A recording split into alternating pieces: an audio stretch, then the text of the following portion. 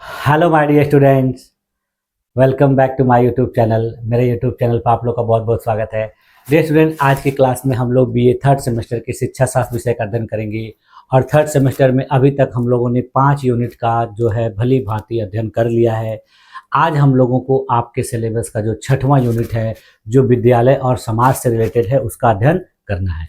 और इस क्लास में हम लोग देखेंगे कि किस तरीके से विद्यालय और समाज एक दूसरे से संबंधित हैं और ये दोनों एक दूसरे को कैसे प्रभावित करते हैं। इसके बाद देखिए, आपके सिलेबस का 2 यूनिट और भी बचा रहेगा, जिसको मैं आने वाले 2-3 क्लासों में पूरा कराने का प्रयास करूंगा। और जैसा कि मैंने आप लोग से कहा था कि मैं आपका जो सिलेबस है वो आपके परीक्षा से पहले पूर्ण कराने का पूरा प्रयास करूंगा। तो उस प्रयास में मैं एकदम धीरे धीरे नज़दीक पहुंचने वाला हूं। और अभी देखिए, उत्तर प्रदेश जो है राज्य विश्वविद्यालय के द्वारा, जो जिसको रज्जू भैया विश्वविद्यालय भी कहा जाता है, उसके द्वारा परीक्षा तिथि की घोषणा कर दी गई है। और परीक्षा तिथि देखिए आपकी 21 नवंबर से शुरू होगी। तो परीक्षा तिथि के पहले ही आपका जो सिलेबस है वो कंप्लीट कर दिया जाएगा।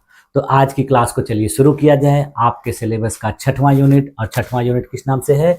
विद्यालय, शिक्षा और समाज, यानी स्कूल एजुकेशन एंड सोसाइटी। तो चलिए आज की क्लास को शुरू करते हैं और देखते हैं कि आज की क्लास में किस तरीके से विद्यालय और समाज एक दूसरे से मिले हुए हैं, जुड़े हुए हैं और कैसे एक दूसरे को प्रभावित करते हैं। तो शुरू करते हैं, चलिए। हाँ, देखिए हम लोग क्या पढ़ रहे हैं? बीए थर्ड सेमेस्टर शिक्षा शास्त्र, एजुकेशन। तो देखिए, बहुत से स्टूडेंट को ऐसा लग रहा होगा कि सर जो है चैप्टर वाइज नहीं पढ़ा रहे हैं, यूनिट वाइज पढ़ा रहे हैं। तो देखिए, आपको एग्जाम में क्वेश्चन सॉल्व करने से मतलब है, आपको आने वाले जो भी प्रश्न है उनका सही से उत्तर लिखना है और आपको उसका मार्क्स मिलेगा।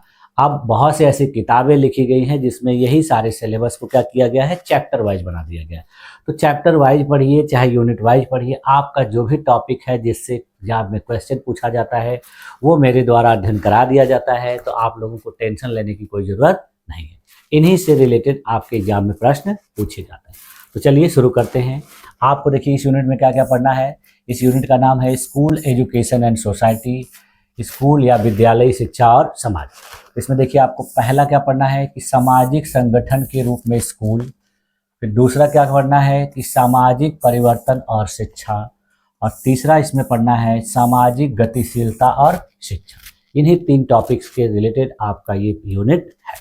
तो सबसे पहले हम देख लेते हैं कि स्कूल शिक्षा और समाज के परिचय के बारे में, यानी स्कूल शिक्षा में किस तरीके से हम लोगों को बेसिक बातों को जानना है और इनके आधार पर आगे की चीज़ों को पढ़ना है।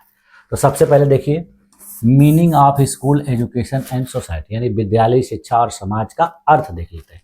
तो देखिए, स्कूल शिक्षा समाज में व्यक्तियों को सामाजिक, नैतिक, बौद्धिक और व्यावसायिक रूप से सक्षम बनाने की प्रक्रिया, यानी यह क्या है कि समाज के लोगों को विभिन्न प्रकार से क्या बनाना है? सक्षम बनाना है। तो उसका काम कौन करता है? विद्यालय, शिक्षा। समाज वह समूह है जिसमें व्यक्ति एक दूसरे के साथ पारस्परिक संबंधों में बंधे होते हैं और एक सांस्कृतिक जीवन व्यतीत करते हैं। समाज में देखिए, समाज के बारे में हम लोगों ने पढ़ा है, आप लोगों ने समाज शास्त्र में भी पढ़ा होगा कि समाज क्या होता है? लोगों का समूह होता है, संगठन होता है, जिसमें हर लोग एक दूसरे से जुड़े रहते हैं। तो उसी के आधार पर समाज का जो है निर्माण होता है। और ये जुड़े किस तरीके से रहते हैं? कई प्रकार से, सांस्कृतिक रूप से, सामाजिक रूप से, आर्थिक रूप से, राजनैतिक रूप से। तो सभी प्रकार से एक दूसरे से संबंधों में बंधे होते हैं। इसको देखिए दूसरे तरीके से क्या कहा जा सकता है कि शिक्षा समाज की आवश्यकता से उत्पन्न होती है और समाज के विकास हेतु कार्य करते हैं। यानी शिक्षा किसकी आवश्यकता के लिए होती है? समाज, यानी समाज की जैसी आवश्यकता होती है उसी प्रकार की शिक्षा की उसको जरूरत होती है और उसी प्रकार की शिक्षा वो प्राप्त करता है। और फिर उस शिक्षा को प्राप्त करने के बाद समाज का क्या होता है? विकास होता है। ठीक। अब देखिए, शिक्षा और समाज का पारस्परिक संबंध, एक दूसरे के बीच में क्या इंटर रिलेशंस हैं उसको देख लेते हैं। तो देखिए, पहला रिलेशन क्या है कि समाज शिक्षा को दिशा देता है, यानी समाज से ही शिक्षा को दिशा मिलती है। तो उसमें देखिए क्या होता है कि समाज अपनी आवश्यकताओं, अपने मूल्यों और आदर्शों के अनुसार शिक्षा का स्वरूप तय करता है। यानी जिस समाज की जैसी आवश्यकता होगी, जैसे उसके मूल्य होंगे और जैसे उसके आदर्श होंगे, उसी प्रकार की शिक्षा के लिए वो तैयारी करेगा, उसी प्रकार की शिक्षा की मांग करेगा। दूसरा देखिए इनका संबंध क्या है कि शिक्षा समाज का निर्माण करती है, यानी समाज शिक्षा को दिशा देता है और फिर शिक्षा क्या करती है, सही तरीके से समाज को निर्मित करती है। देखिए शिक्षित व्यक्ति समाज में परिवर्तन और विकास लाता है। जब शिक्षा प्राप्त करके कोई व्यक्ति अच्छे तरीके से सफल हो जाता है तो अपने समाज में क्या लाता है, परिवर्तन लाता है और विकास करता है अपने समाज का। ठीक है, फिर देखिए इनके बीच में अगला क्या रिलेशन है कि शिक्षा सामाजिक नियंत्रण का साधन है, यानी शिक्षा के माध्यम से समाज में अनुशासन, नैतिकता और संस्कारों का विकास होता है। जो शिक्षित व्यक्ति होता है सही तरीके से अगर शिक्षित हो, आधा अधूरा ना शिक्षित हो, तो उसके अंदर देखिए आपको अनुशासन देखने को मिलेगा, उसके अंदर नैतिकता देखने को मिलेगी, उसके अंदर संस्कार देखने को मिलेंगे। बहुत से ऐसे पढ़े लिखे लोग आपको दिखेंगे कि जिनके अंदर अनुशासन नहीं होता है, नैतिकता नहीं होती, संस्कार नहीं होते, तो वो रियल में सही मायने में पढ़े लिखे नहीं होते। जो सही स्टूडेंट होते हैं, जो सही व्यक्ति होता है, उसको आप दूर से देखकर ही बता सकते हैं कि ये व्यक्ति काफ़ी पढ़ा लिखा होगा या काफ़ी गंभीर व्यक्ति है। ज़्यादा जो इधर उधर कूदते हैं या ज़्यादा इस तरीके से दिखावा करते हैं, वो लोग सही मायने में शिक्षित नहीं होते। शिक्षा एक ऐसा क्या कहा जाए कि माध्यम है जो किसी व्यक्ति को क्या बना देता है, पूरी तरह से अनुशासित, नैतिक और आदर्शवान। चौथा देखिए क्या रिलेशन के बीच, शिक्षा सामाजिक गतिशीलता का साधन है, यानी समाज में गतिशीलता को लाने का कार्य कौन करता है, शिक्षा करता है। देखिए यह व्यक्ति को ऊंचे सामाजिक स्तर तक पहुंचने में सहायता करती है। ठीक, अब देखिए स्कूल का समाज में स्थान, place of school in society, यानी समाज में विद्यालय का किस प्रकार का स्थान है। तो देखिए स्कूल समाज का सूक्ष्म रूप होता है, यानी यह भी समाज का ही क्या है, एक रूप है। दूसरा, यहाँ बच्चे समाज के नियमों, परंपराओं, व्यवहार और मूल्यों को सीखते हैं, यानी समाज के जो कुछ भी चीज़ें सिखाने की अपेक्षा रखी जाती है अपने बच्चों को, तो उसको बच्चों को कहाँ सिखाया जाता है, विद्यालय में। यानी गार्जियन अपने बच्चों को विद्यालय में इसीलिए भेजते हैं कि वो वहाँ पर जाके समाज के नियमों, परंपराओं, व्यवहारों और मूल्यों को अच्छी तरीके से सीखें। इसके लिए देखिए उनको छोटे क्लासों में मारा जाता है, डांटा जाता है, विभिन्न प्रकार के दंड दिए जाते हैं। तो इस तरीके से क्यों कराया जाता है, यही चीज़ें बच्चों को सिखानी होती है। स्कूल विद्यार्थियों को समाज में समायोजन करना भी सिखाता है, यानी विद्यालय में ये सिखाया जाता है कि कोई भी बालक, कोई भी बालिका अपने समाज में कैसे अपने आप को एडजस्ट करेगा, कैसे समायोजित करेगा, ये सारा चीज़ भी विद्यालय में ही सिखाया जाता है। तो देखिए जॉन ड्यू के अनुसार क्या कहा गया है, जॉन ड्यू ने क्या कहा है कि स्कूल एक सूक्ष्म समाज है जहां बच्चे एक साथ रहकर करके सीखते हैं, यानी यह एक प्रकार का क्या है, छोटा सा समाज है जहां पर विभिन्न प्रकार के जो बच्चे होते हैं एक साथ रहकर कोई भी चीज़ अपने से करके सीखते हैं। ठीक, अब देखिए स्कूल शिक्षा की समाज में भूमिका क्या है। तो स्कूल शिक्षा की समाज में भूमिका देखिए पहला क्या है कि यह सांस्कृतिक विरासत का संरक्षण करती है, यानी किसी भी समाज की जो संस्कृति होती है, परंपरा होती है, मूल्य होते हैं, उनको नई पीढ़ी तक पहुंचाती है। दूसरा क्या काम करती है, सामाजिक परिवर्तन लाती है, यानी समाज में वैज्ञानिक दृष्टिकोण, समानता और सुधार की भावना लाती है। समाज में राष्ट्रीय एकता लाती है, यानी शिक्षा विविधता में एकता की भावना को विकसित करती है। उसके बाद फिर देखिए चौथा काम क्या करती है कि लोकतांत्रिक नागरिकता को विकसित करती है, यानी विद्यार्थियों में लोकतांत्रिक मूल्यों जैसे समानता, स्वतंत्रता और बंधुत्व का विकास होता है। शिक्षा द्वारा देखिए सामाजिक समस्याओं का समाधान किस तरीके से होता है। तो शिक्षा के द्वारा देखिए लैंगिक असमानता, जातिगत भेदभाव, निरक्षरता, गरीबी, बाल श्रम जैसी समस्याओं के समाधान को शिक्षा प्रमुख भूमिका निभाती है, यानी इन सारी समस्याओं का समाधान किसके माध्यम से होता है, शिक्षा के माध्यम से। अगर किसी व्यक्ति के पास गरीबी है तो अपनी गरीबी से कैसे निकल सकता है, उसके पास अगर अच्छी शिक्षा है, उसके पास कोई कौशल है तो अपनी गरीबी को दूर कर सकता है। बाल श्रम भी देखिए कैसे आता है, कोई भी बालक जब या उसके गार्जियन पढ़े लिखे नहीं होते हैं तो उसको क्या करते हैं, बाल श्रम करवाते हैं। लेकिन गार्जियन पढ़े लिखे रहेंगे, अगर शिक्षित रहेंगे, या बच्चे को भी किसी तरीके से शिक्षा मिलेगी तो धीरे धीरे क्या हो जाएगा, बाल श्रम से मुक्त हो जाएगा। उसी प्रकार से देखिए असमानता, जातिगत भेदभाव, लैंगिक भावना, ये सब कैसे होता है, ये सब इसी की वजह से होता है, शिक्षा के अभाव में। अगर जिस समाज में शिक्षा का प्रसार अच्छे तरीके से रहेगा तो ये सामाजिक भेदभाव जो क्या है वहाँ से खत्म हो जाएंगे। शिक्षा के माध्यम से समाज में देखिए जागरूकता, सहिष्णुता, समानता स्थापित की जा सकती है। तो शिक्षा देखिए सामाजिक समस्याओं का समाधान इस तरीके से करती है। अब देखिए सामाजिक संगठन के रूप में स्कूल, यानी कैसे विद्यालय एक सामाजिक संगठन कहलाता है, इसको देख लेते हैं। तो देखिए इसका परिचय क्या है कि स्कूल केवल शिक्षण का स्थान नहीं होते हैं बल्कि यह सामाजिक संगठन भी होते हैं। यहाँ पर समाज के विविध तत्व जैसे विद्यार्थी, शिक्षक, अभिभावक, समुदाय एवं प्रशासन एक साथ मिलकर समाज की आवश्यकताओं को पूर्ण करते हैं। यानी यहाँ पर देखिए समाज का कोई एक तत्व नहीं होता है, समाज के कई तत्व होते हैं, जैसे विद्यार्थी भी होते हैं, शिक्षक भी होते हैं, अभिभावक भी होते हैं, समुदाय भी होता है और प्रशासन होता है। तो ये सब एक साथ मिलकर क्या करते हैं, समाज की आवश्यकताओं को पूर्ण करते हैं। ठीक, देखिए शिक्षा समाज का प्रतिबिंब है और स्कूल उस प्रतिबिंब को मूर्त रूप देता है। यानी शिक्षा क्या है, समाज का दर्पण है, प्रतिबिंब है, और उसको मूर्त रूप कौन देता है, विद्यालय देता है। दूसरा देखिए क्या है कि विद्यालय समाज का दर्पण और निर्माणकर्ता दोनों होता है। यानी यह दर्पण भी होता है और निर्माणकर्ता भी होता है।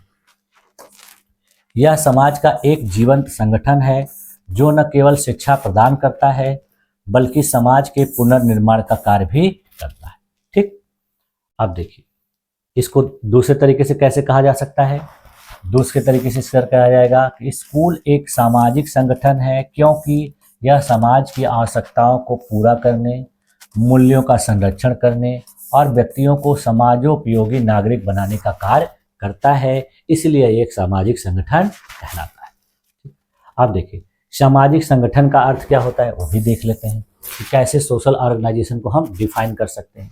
तो सामाजिक संगठन वह समूह या संस्था होती है जो किसी निश्चित उद्देश्य की प्राप्ति हेतु लोगों के पारस्परिक सहयोग से कार्य करती है। यानी यह क्या होती है कि एक समूह या संस्था होती है जो लोगों के द्वारा किसी निश्चित उद्देश्य की प्राप्ति हेतु बनाई गई होती है। ठीक, और उसी के लिए यह सबके साथ मिलकर कार्य करती है। जैसे देखिए विभिन्न प्रकार के सामाजिक संगठन जैसे परिवार देखिए, विद्यालय, पंचायत, सरकार, ये सभी क्या हैं, एक प्रकार के सामाजिक संगठन है। और सबसे पहला जो सामाजिक संगठन है वो क्या कहलाता है, परिवार। यानी किसी भी सामाजिक संगठन की शुरुआत कहाँ से होती है, परिवार से। और बालक सबसे पहले अपने परिवार से ही हर चीजों को सीखना शुरू करता है। देखिए स्कूल को सामाजिक संगठन क्यों कहा जाता है, इसके लिए कौन कौन से देखिए कारण हैं, मत हैं। पहला देखिए कारण क्या है कि निश्चित उद्देश्य, यानी इसका निश्चित उद्देश्य समाज उपयोगी नागरिक तैयार करना होता है, इसलिए इसको सामाजिक संगठन कहा जाता है। इसकी संरचना के लिए भी कहा जाता है। इसमें प्रधानाचार्य, शिक्षक, विद्यार्थी, सहायक कर्मचारी, ये सभी लोग क्या होते हैं, एक संगठित ढांचे के रूप में कार्य करते हैं, तो उसकी वजह से सामाजिक संगठन कहा जाता है। कार्य विभाजन के कारण कैसे कहा जाता है कि प्रत्येक व्यक्ति का एक निश्चित कार्य होता है, जैसे शिक्षण, प्रशासन, प्रबंधन, सबका देखिए अपना अपना काम होता है। शिक्षक का काम होता है बच्चों को अच्छे तरीके से पढ़ाना, विद्यालय प्रबंधन का काम होता है विद्यालय के कामों को व्यवस्थित तरीके से प्रबंधित करना, और प्रशासन का काम क्या होता है कि सारी चीज़ों को अच्छे तरीके से देख रेख करना और सबके बीच में आपस में तालमेल बनाए रखना, संस्थान की प्रगति को सुनिश्चित करना। तो इस तरीके से सभी लोग मिलकर एक दूसरे के साथ क्या करते हैं कि व्यक्ति के विकास के लिए कार्य करते हैं, समाज के विकास के लिए कार्य करते हैं। इसके बाद देखिए इसमें पारस्परिक सहयोग भी होता है। सभी सदस्य एक दूसरे के साथ देखिए सहयोग से संस्थागत लक्ष्यों को पूर्ण करते हैं। तो इन सारी वजहों से स्कूल को क्या कहा जाता है, सामाजिक संगठन। इसके अलावा देखिए अनुशासन और नियम भी होते हैं। स्कूल देखिए एक संगठित संस्था है जो कुछ निश्चित नियमों और अनुशासन पर आधारित होती है। आप लोग किसी भी स्कूल में पढ़ते हैं, किसी भी कॉलेज में पढ़ते हैं, देखिए वहाँ का अपना एक अनुशासन होता है, वहाँ का रूल्स रेगुलेशन होता है, वहाँ के यूनिफॉर्म होते हैं। तो उन सारी चीज़ों को वहाँ पढ़ने वाले लोगों को क्या करना पड़ता है, फॉलो करना पड़ता है। तो वो यहाँ के क्या हो जाते हैं, अनुशासन और नियम। तो अनुशासन नियम हर समाज के संगठन के लिए बहुत जरूरी होता है। तो इस वजह से भी विद्यालय क्या है, एक प्रकार का सामाजिक संगठन है। समाज से संबंध, देखिए हर सामाजिक संगठन का एक दूसरे समाज से संबंध होता है। जैसे देखिए स्कूल समाज का अभिन्न अंग है जो सामाजिक मूल्यों को सिखाता है और समाज की सेवा करता है। ठीक, तो इस वजह से विद्यालय को सामाजिक संगठन कहा जाता है। अब देखिए अगला जो टॉपिक है वो है आपका सामाजिक परिवर्तन और शिक्षा, सोशल चेंज एंड एजुकेशन। तो सामाजिक परिवर्तन और शिक्षा का पहले परिचय देख लेते हैं, इंट्रोडक्शन। कि मानव समाज निरंतर परिवर्तनशील है। समय के साथ समाज की संरचना, मूल्य, परंपराएं विश्वास और जीवन शैली में बदलाव आता है। यानी जैसे जैसे समय परिवर्तित होता है, समय आगे बढ़ता जाता है, तो लोगों के हर चीज़ में बदलाव आता है, उनके स्ट्रक्चर में, उनके वैल्यू में, उनकी ट्रेडिशन परंपराओं में, उनके विश्वास में, बिलीफ में, और उनके लाइफ स्टाइल में, जीवन शैली में क्या देखने को मिलता है? बदलाव देखने को मिलता है। तो उन सारे बदलावों को पूर्ण करने का कार्य कौन करता है? शिक्षा करती है। देखिए, इन परिवर्तनों को ही क्या कहा जाता है? सामाजिक परिवर्तन कहा जाता है। यानी समाज में इस तरीके का जो परिवर्तन होता है, उन सबको क्या कहा जाता है? सामाजिक परिवर्तन। शिक्षा इस परिवर्तन की देखिए दिशा और गति दोनों को प्रभावित करती है। यानी शिक्षा ही वह माध्यम है जो सामाजिक परिवर्तन को सही दिशा देती है और सही गति देती है। इसलिए देखिए, शिक्षा समाज का क्या है? परिवर्तनकारी साधन कहलाता है। यानी समाज का परिवर्तनकारी साधन कौन है? शिक्षा है। अब देखिए, सामाजिक परिवर्तन का अर्थ देख लेते हैं। वो तो हमारा था इंट्रोडक्शन। अर्थ क्या हो गया कि सामाजिक परिवर्तन का अर्थ है समाज की संरचना, संस्थाओं, व्यवहार, विचारों और मूल्यों में समय के साथ आने वाला स्थायी परिवर्तन क्या कहलाता है? सामाजिक परिवर्तन। इसकी देखिए कुछ विद्वानों के द्वारा परिभाषाएं भी दी गई हैं। जैसे देखिए, किंग्सले डेविस के द्वारा क्या परिभाषा दी गई है कि सामाजिक परिवर्तन का अर्थ है समाज के ढांचे में कोई भी महत्वपूर्ण परिवर्तन। उसी प्रकार से देखिए, मैकाइवर और पेज ने क्या कहा है कि सामाजिक परिवर्तन वह प्रक्रिया है जिससे समाज अपने स्वरूप को बदलता है। उसी प्रकार से शिक्षा का देखिए सामाजिक परिवर्तन में योगदान क्या है वो देख लेते हैं। तो देखिए, भूमिका एक तरफ और एक तरफ विवरण के आधार पर हम लोग इसको जो है एक तरफ का टेबल के रूप में देख लेते हैं। जैसे देखिए, भूमिका क्या है कि नए विचारों के प्रसार में, इसको देखिए क्या कैसे होता है कि शिक्षा समाज में वैज्ञानिक दृष्टिकोण, तार्किकता और प्रगतिशील सोच के माध्यम से क्या करती है? नए विचारों का प्रसार करती है। सामाजिक गतिशीलता के लिए योगदान है। जैसे शिक्षा व्यक्ति को ऊंचे सामाजिक और आर्थिक स्तर तक पहुंचने का अवसर देती है। यानी शिक्षा के माध्यम से व्यक्ति अच्छे तरीके से पढ़ाई करके, अच्छी शिक्षा प्राप्त करके ऊंचे स्तर पर पहुंचता है, समाज में उसको सम्मान मिलता है, उसको अच्छा पद मिलता है। तो ये सब कैसे है? सामाजिक गतिशीलता के वजह से। और ये सब कौन करता है? शिक्षा। जो पुरानी परंपराएं होती हैं देखिए, उनमें सुधार भी करती है। जैसे देखिए, शिक्षा के द्वारा अंधविश्वास, जातिगत भेदभाव और असमानता को समाप्त किया जा सकता है। इसके अलावा देखिए, लोकतांत्रिक मूल्यों का विकास भी होता है। कैसे होता है? शिक्षा के द्वारा समानता, स्वतंत्रता, सहिष्णुता के आदर्शों को स्थापित किया जाता है। महिलाओं का सशक्तिकरण शिक्षा करती है। कैसे करती है? कि शिक्षा महिलाओं को स्वतंत्र, आत्मनिर्भर और सामाजिक रूप से जागरूक बनाती है। बहुत सी ऐसी महिलाएं हैं जो अच्छे तरीके से पढ़ाई लिखाई कर कर अच्छे अच्छे पदों पर बैठी हुई हैं। उनको समाज में पुरुषों की तरह सम्मान मिलता है, लोग उनकी बातों को मानते हैं, तो उनको नेतृत्व प्रदान करते हैं। तो ये सारी चीज़ें कैसे संभव हो जाती हैं? शिक्षा के बाद। इसके अलावा देखिए, राष्ट्रीय एकता और सामाजिक एकीकरण में भी है योगदान। देखिए, शिक्षा विविधता में एकता की भावना को उत्पन्न करती है। तो ये सारी चीज़ें क्या है? शिक्षा का सामाजिक परिवर्तन में योगदान। यानी इन तरीकों से शिक्षा सामाजिक परिवर्तन में योगदान देती है। उसके बाद फिर देखिए, शिक्षा के द्वारा लाए गए प्रमुख सामाजिक परिवर्तन कौन कौन से हैं जो हम लोगों को समाज में देखने को मिलते हैं। यानी प्राचीन काल में इन सारी चीज़ों का बहुत ज़्यादा प्रभाव था, लेकिन अब क्या हो गया है कि इसको समाज में शिक्षा के द्वारा हटा दिया गया है, बदल दिया गया है।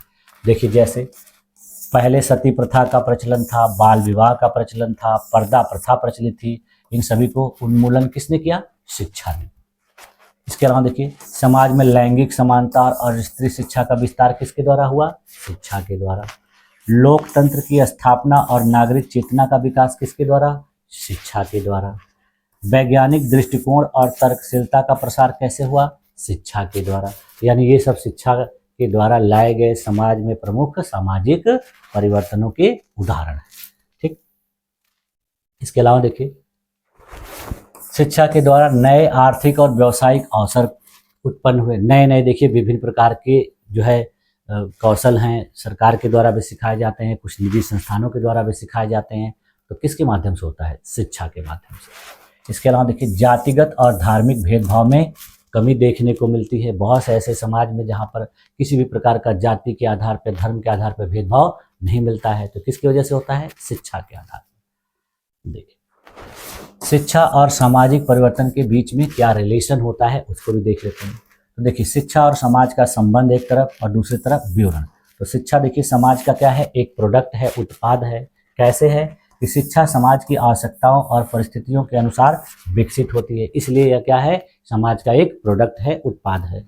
शिक्षा समाज को दिशा देती, कैसे देती है, शिक्षा समाज के विचारों, आदर्शों और व्यवहार को बदलकर नई दिशा देती है। दोनों परस्पर एक दूसरे के पूरक हैं। कैसे हैं कि समाज शिक्षा को रूप देता है और शिक्षा समाज को सुधारती है। तो इस तरीके से इन दोनों के बीच में रिलेशन है। अब देखिए किसी भी सामाजिक परिवर्तन में एक टीचर की क्या भूमिका होती है, टीचर किस तरीके से सोशल चेंज में अपना रोल प्ले करता है। तो देखिए शिक्षक क्या करता है कि विद्यार्थियों में सामाजिक चेतना और जिम्मेदारी विकसित करता है, विद्यार्थियों में वैज्ञानिक और नैतिक दृष्टिकोण का निर्माण करता है, समाज में समानता, सहयोग और सहिष्णुता की भावना फैलाता है, लोकतांत्रिक मूल्यों का प्रचार करता है। यानी शिक्षक का समाज में इस तरीके से रोल होता है। अब देखिए इसका कंक्लूजन क्या निकल के आ रहा है सामाजिक परिवर्तन और शिक्षा का, कि शिक्षा सामाजिक परिवर्तन का सबसे शक्तिशाली साधन है। शिक्षा के बिना कोई समाज आधुनिक, वैज्ञानिक और प्रगतिशील नहीं बन सकता। और यहाँ देखिए शिक्षा का मतलब ये नहीं है कि किताब पढ़कर, शिक्षा का मतलब है कि किसी भी तरीके की शिक्षा, चाहे वो हस्त कौशल हो, चाहे किसी भी प्रकार का कौशल हो, वक्तव्य कौशल हो या किसी भी चीज़ को बनाने का मैकेनिकल वाला कौशल हो, किसी भी प्रकार का कौशल हो, तो उसका मतलब होता है कि व्यक्ति ने कुछ सीखा है, कोई ज्ञान प्राप्त किया है जिससे उसके अंदर आत्मनिर्भरता विकसित हुई है, कौशल विकसित हुए हैं, तो उसका मतलब होता है शिक्षा। शिक्षा देखिए व्यक्ति को बदलती है और व्यक्ति ही समाज को बदलता है। ठीक, तो इस प्रकार देखिए क्या कहा जा सकता है कि शिक्षा सामाजिक परिवर्तन का प्रेरक, संवाहक और नियंत्रक तत्व है।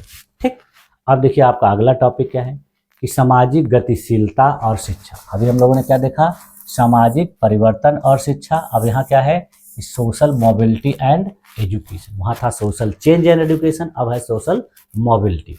ये देखिए क्या है, इसको परिचय देख लेते हैं हम लोग। समाज में हर व्यक्ति देखिए एक निश्चित सामाजिक, आर्थिक या व्यावसायिक स्तर पर होता है। यानी समाज में जो भी व्यक्ति होता है उसका देखिए अपना अपना एक स्तर होता है, वो सामाजिक, आर्थिक और व्यावसायिक किसी भी प्रकार का होता है। ठीक, जब व्यक्ति अपने स्तर को बदलकर ऊपर या नीचे जाता है तो इसे ही सामाजिक गतिशीलता कहा जाता है। यानी व्यक्ति जब अपने स्तर में बदलाव लाता है। बहुत से ऐसे व्यक्ति देखेंगे आप लोग कि बहुत नीचे पद पर थे, बहुत निम्न स्थान पर थे, लेकिन अच्छी शिक्षा से वो अपने आगे आगे प्रोग्रेस करते करते बहुत आगे चले जाते हैं। कुछ लोग ऐसे होते हैं कि जो बहुत अच्छे जगह से शुरुआत करते हैं लेकिन उनके पास कौशल नहीं होता है, स्किल नहीं होती, तो धीरे धीरे क्या हो जाते हैं, नीचे गिर जाते हैं। देखिए आप लोगों ने सुना होगा बहुत से लोगों का बिजनेस है डूब जाता है। बहुत से लोगों को सुने होंगे कि बहुत छोटे स्तर से शुरुआत किए थे लेकिन बहुत बड़ा बिजनेस बना लिए। ये सब किसके माध्यम से होता है, शिक्षा के। देखिए शिक्षा इस गतिशीलता का प्रमुख माध्यम है क्योंकि यह व्यक्ति को ज्ञान, कौशल और अवसर प्रदान करती है। यानी यह जो गतिशीलता है किसके माध्यम से होती है, शिक्षा के माध्यम से। शिक्षा सामाजिक गतिशीलता की सबसे शक्तिशाली सीढ़ी होती है। यानी समाज में अगर बेहतर तरीके से गतिशीलता लानी है तो उसका सबसे अच्छा जो सीढ़ी है, जो रास्ता है, वो क्या है, शिक्षा है। अब देखिए सामाजिक गतिशीलता का अर्थ, मीनिंग ऑफ सोशल मोबिलिटी। तो देखिए सामाजिक गतिशीलता का अर्थ है व्यक्ति या समूह का समाज में एक सामाजिक स्तर से दूसरे स्तर पर जाना। यानी समाज में किसी भी व्यक्ति का एक जो स्तर पहले से था, अगर उसने शिक्षा के माध्यम से, अपने ज्ञान के माध्यम से, कौशल के माध्यम से अपने स्तर में बदलाव ला दिया, अगर उसके आगे चला गया, उच्च स्तर पर चला गया, तो उसको क्या कहा जाएगा, सामाजिक गतिशीलता। देखिए एक दो लोगों के द्वारा परिभाषाएं भी देख लेते हैं। जैसे देखिए सॉरकिन के द्वारा क्या परिभाषा दी गई है, कहा गया है कि जब व्यक्ति या समूह अपनी सामाजिक स्थिति में परिवर्तन करता है तो उसे सामाजिक गतिशीलता कहते हैं। यानी समाज में अगर व्यक्ति देखिए उसको ज़्यादा सम्मान नहीं मिलता, उसकी स्थिति परिस्थिति बहुत कमज़ोर है, लेकिन उसने अच्छी शिक्षा प्राप्त करके अच्छी नौकरी प्राप्त कर ली, अच्छे पद पर पहुँच गया, तो फिर देखिए उसके समाज में, प्रतिष्ठा में बदलाव आ जाएगा, उसकी स्थिति में बदलाव आ जाएगा। ये सब क्या हो जाएगा, सामाजिक गतिशीलता। बीके गोखले जी के द्वारा क्या कहा गया है कि सामाजिक गतिशीलता वह प्रक्रिया है जिसके द्वारा व्यक्ति अपनी सामाजिक स्थिति में ऊपर या नीचे जाता है। बहुत से लोग देखिए समाज में बहुत ऊपर चले जाते हैं और बहुत लोग अपने करतूतों की वजह से, अपने कर्तव्य की वजह से, गलत तौर तरीकों की वजह से क्या हो जाते हैं, समाज में बहुत नीचे भी जाते हैं। देखिए अब सामाजिक गतिशीलता के प्रकार देख लेते हैं कि सामाजिक गतिशीलता कितने प्रकारों की होती है, टाइप्स ऑफ सोशल मोबिलिटी। तो देखिए पहला प्रकार क्या होता है, ऊर्ध्व गतिशीलता। ऊर्ध्व गतिशीलता का मतलब क्या होता है कि सामाजिक स्थिति में व्यक्ति का ऊपर उठना, यानी कोई व्यक्ति बहुत निम्न स्तर पर है, बहुत गरीब है, उसका क्या करना, ऊपर की ओर जाना। जैसे देखिए एक किसान का बच्चा है या बालक है, शिक्षित होकर अधिकारी जब बन जाता है तो उसको किस प्रकार की गतिशीलता कहता है, ऊर्ध्व गतिशीलता। अधो गतिशीलता है, डाउनवर्ड गतिशीलता है। इसमें देखिए क्या होता है कि सामाजिक स्तर में गिरावट को देखा, यानी समाज में जो है किसी भी व्यक्ति के स्तर में गिरावट। वो कैसा होता है, जब कोई पढ़ा लिखा व्यक्ति भ्रष्टाचार करता है, उसके आरोप में उसको सजा होती है, वो सजा काटता है, अपने पद को उसको छोड़ना पड़ता है, पद से हटा दिया जाता है, तो सब किसका उदाहरण है, जो है अधोगतिशीलता यानी डाउनवर्ड। देखिए भ्रष्टाचार के कारण किसी अधिकारी का पदच्युत होना, पदच्युत का मतलब होता है पद से हटा दिया जाना। ठीक, ये किस प्रकार की गतिशीलता का है, अधोगति यानी डाउनवर्ड। इसके बाद फिर देखिए अगला जो गतिशीलता क्या है, वो क्षैतिज गतिशीलता यानी हॉरिजॉन्टल मोबिलिटी। इसका मतलब क्या है कि समान स्तर पर स्थिति परिवर्तन करना। जैसे मान लीजिए कोई टीचर है कि स्कूल में पढ़ा रहा है, तो वो स्कूल में पहले टीचर था, टीचर से फिर क्या बन गया, प्रिंसिपल। जैसे देखिए शिक्षक का एक स्कूल से दूसरे स्कूल में जाना, यानी टीचर है और उसका ट्रांसफर हो गया किसी दूसरे स्कूल में गया, तो वहाँ पे टीचर ही है, इसको क्या कहा जाएगा, क्षैतिज गतिशीलता। अगर कोई व्यक्ति सहायक अध्यापक के रूप में भर्ती हुआ और धीरे धीरे प्रोग्रेस करते करते वो क्या पहुंच गया, उस विद्यालय का प्रिंसिपल हो गया, उसका कहला जाएगा अपवार्ड यानी ऊर्ध्वगामी। ठीक, अगला क्या है, पीढ़ीगत गतिशीलता। इसका मतलब क्या होता है कि जब अगली पीढ़ी पिछली पीढ़ी से उच्च स्तर पर पहुंचती, यानी कहा जाए कि एक पीढ़ी जब अपनी पीढ़ी से आगे निकल जाए, यानी किसी के माता पिता किसान रहे हों या भूमिहीन रहे हों, लेकिन उनके बालक या बालिका अच्छे तरीके से पढ़कर पिता के पास माता के पास भूमि भी उपलब्ध करा दें और उनके पास धन संपत्ति भी उपलब्ध करा दें, तो क्या कहा जाएगा कि एक पीढ़ी का दूसरी पीढ़ी में गतिशील हो जाना। जैसे देखिए पिता अगर मजदूर हो और बेटा डॉक्टर बन जाए, इंजीनियर बन जाए, आईएएस अधिकारी बन जाए, आईपीएस अधिकारी बन जाए, तो कहा जाता है कि पिछली पीढ़ी अगली पीढ़ी में बदल गई। अगला प्रकार देखिए क्या होता है, अंतः पीढ़ी गतिशीलता, यानी एक ही व्यक्ति के जीवन में स्थिति परिवर्तन। इसका मतलब क्या होता है कि किसी भी व्यक्ति का शिक्षक से प्रधानाचार्य बनना, अभी मैंने ये आप लोग को बता दिया, तो इसको कहा जाता है अंतः पीढ़ीगत गतिशीलता। तो ये विभिन्न प्रकार के सामाजिक गतिशीलता के प्रकार हैं। आप लोग के एग्जाम में शॉर्ट आंसर टाइप क्वेश्चन में इसको पूछा जा सकता है, तो इस तरीके से आप लोग इसको अच्छे तरीके से देख लेंगे तो उसको उत्तर देने में कोई कठिनाई नहीं होगी। ठीक, देखिए अब देखिए शिक्षा और सामाजिक गतिशीलता में रिलेशन देख लेते हैं। जैसे हम लोगों ने देखा था शिक्षा और सामाजिक परिवर्तन में रिलेशन, तो उसी प्रकार से शिक्षा और सामाजिक गतिशीलता के बीच में भी रिलेशन देख लेते हैं। देखिए एक तरफ शिक्षा की भूमिका और दूसरी तरफ उसका विवरण। तो पहला देखिए क्या है गतिशीलता का शिक्षा संबंध, यह अवसर प्रदान करती है, यानी शिक्षा देखिए सभी वर्गों को अवसर देती है जिससे वे अपने जीवन स्तर को उठा सके। देखिए जब कोई भी बालक या बालिका किसी भी विद्यालय या कॉलेज में शिक्षा प्राप्त करने जाता है, तो देखिए वहाँ पर विभिन्न धर्म विभिन्न जाति के लोग एक साथ पढ़ते हैं, तो सबको एक ही समान का अवसर शिक्षा के द्वारा दिया जाए। अब उसमें जो अच्छे तरीके से पढ़ लेगा, अच्छे तरीके से अपनी पढ़ाई का उपयोग करेगा, तो वो प्रगति करेगा, समाज में गतिशील हो जाएगा। दूसरा देखिए क्या करता है कि आर्थिक उन्नति का मार्ग के रूप में, यानी शिक्षित व्यक्ति बेहतर नौकरी और आय प्राप्त कर सकता है। आप लोग देखते होंगे बहुत से लोग समाज में देख के कहते हैं कि शिक्षकों को लाखों रुपए तनख्वाह देती है सरकार, लेकिन बहुत से ऐसे व्यक्ति हैं जो 10-10 घंटे 12-12 घंटे मेहनत करते हैं, उनको 10 से 12 हज़ार 15 हज़ार ही तनख्वाह मिलती है। तो शिक्षक बनने के लिए उस व्यक्ति ने मेहनत की होगी, उसने 8 साल 10 साल जो है बाहर रहा होगा, अपने से खाना बनाया होगा, कपड़ा धोया होगा, अपने काम खुद से किया होगा, तो उसने मेहनत की पहले और उस मेहनत का फिर बाद में उसको फल मिल रहा। लेकिन बहुत से ऐसे व्यक्ति हैं जिन्होंने पढ़ाई लिखाई के दौरान सही से मेहनत नहीं की, पढ़ाई लिखाई में लापरवाही की, वो कभी किसी भी प्रकार का कष्ट नहीं झेले, तो फिर क्या करेंगे, उनको उसी प्रकार का काम करना पड़ेगा। बाकी जो लोग सफल हो जाएंगे उनको देख कर उनको क्या होगी, जलन होगी। तो इस तरीके से भी समाज में देखने को मिलता है। उसके बाद फिर देखिए क्या होगा कि सामाजिक समानता का साधन के रूप में, देखिए शिक्षा जाति, धर्म और लिंग के भेदभाव को कम करती है। अगला देखिए क्या है रिलेशन, राजनीतिक सहभागिता भी लाती है। देखिए शिक्षित व्यक्ति लोकतंत्र में सक्रिय भागीदार बनता है, सक्रिय रूप से भागीदारी करता है। वैचारिक रूप से परिवर्तन लाती है। शिक्षा व्यक्ति में एक प्रगतिशील सोच और आत्मनिर्भरता को लाती है। तो इस तरीके से देखिए सामाजिक गतिशीलता का और शिक्षा का एक दूसरे से रिलेशन है। अब फिर देखिए शिक्षा द्वारा सामाजिक गतिशीलता के कुछ उदाहरण भी देख लेते हैं हम लोग, किस तरीके से शिक्षा के द्वारा सामाजिक गतिशीलता आई है। तो देखिए पहला क्या है कि ग्रामीण युवाओं का शिक्षा प्राप्त करके सरकारी सेवाओं में जाना। आप लोग सुनते होंगे कभी न कभी, हर समय न्यूज में आता है कि ग्रामीण का बच्चा, एक किसान का बच्चा जो है आईएएस बन गया, आईपीएस बन गया, इंजीनियर बन गया, डॉक्टर बन गया। तो ये सब किसका है, सामाजिक गतिशीलता का उदाहरण है। उसी प्रकार से देखिए पिछड़े वर्गों और महिलाओं का उच्च शिक्षा प्राप्त कर समाज में प्रतिष्ठा प्राप्त करना। आप देखते होंगे कि कोई पिछड़े वर्ग का समाज है या कोई महिला है जिसने उच्च शिक्षा प्राप्त कर अच्छे पद को प्राप्त कर लिया, समाज में उसकी प्रतिष्ठा में उन्नति हुई, तो ये भी क्या है, सामाजिक गतिशीलता का उदाहरण है।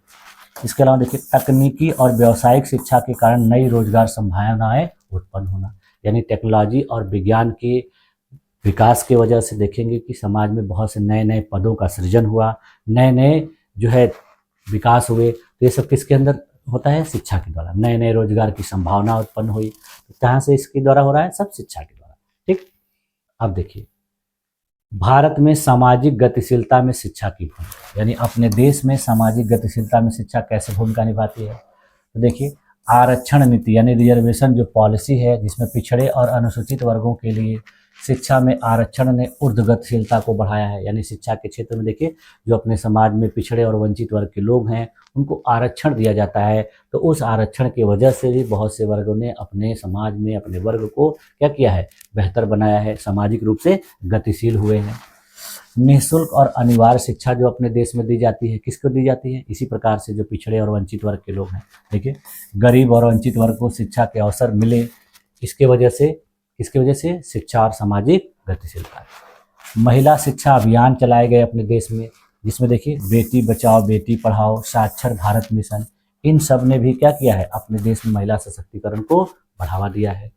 इसके बाद फिर देखिए व्यावसायिक और तकनीकी शिक्षा विभिन्न प्रकार की अपने देश में दी जाती है, जिसमें देखिए आईटीआई, पॉलिटेक्निक या स्किल इंडिया जैसे बहुत से ऐसे कार्यक्रम हैं जिसकी वजह से युवा क्या हुए हैं, आत्मनिर्भर हुए हैं। बहुत से ऐसे स्टूडेंट होते हैं जो परंपरागत पढ़ाई को बहुत लंबे समय तक नहीं कर पाते, उनकी सिचुएशन, आर्थिक स्थिति वगैरह सही नहीं होती है, तो क्या करते हैं कि आईटीआई कर लेते हैं, पॉलिटेक्निक कर लेते हैं, या विभिन्न प्रकार की माइक्रो स्किल्स सीख लेते हैं, और जिससे वो क्या हो जाते हैं, किसी न किसी रोजगार में आ जाते हैं और उनकी अर्निंग शुरू हो जाती है। तो ये सब किसकी वजह से होता है, सामाजिक गतिशीलता में शिक्षा की भूमिका की वजह से। ठीक है, तो इसका देखिए अब कंक्लूजन क्या निकल के आ रहा है सामाजिक गतिशीलता और शिक्षा का, कि सामाजिक गतिशीलता शिक्षा की उपलब्धियों पर निर्भर करती है। शिक्षा व्यक्ति को आत्मनिर्भर बनाती है, जिससे वह अपनी सामाजिक स्थिति सुधार सकता है। तो इस प्रकार देखिए इसको हम लोग क्या कह सकते हैं कि शिक्षा सामाजिक गतिशीलता का प्रमुख साधन है, जो समाज में समान अवसर, आर्थिक उन्नति और सामाजिक परिवर्तन का मार्ग प्रशस्त करती है। ठीक है, तो इस तरीके से देखिए आज की क्लास में हम लोगों ने शिक्षा और समाज के बीच में रिलेशन देखा, शिक्षा के द्वारा किस प्रकार से सामाजिक परिवर्तन होता है और किस प्रकार से समाज में गतिशीलता आती है। इन सारी चीज़ों को हम लोगों ने आज की क्लास में बेहतर तरीके से उदाहरणों के साथ समझने का प्रयास किया, और मैंने अपने तरीके से पूरा प्रयास किया कि ये सारी चीज़ें आप लोग को समझ में आ जाए, और मुझे उम्मीद है कि आप लोगों की सारी चीज़ें अच्छे तरीके से समझ में आ गई।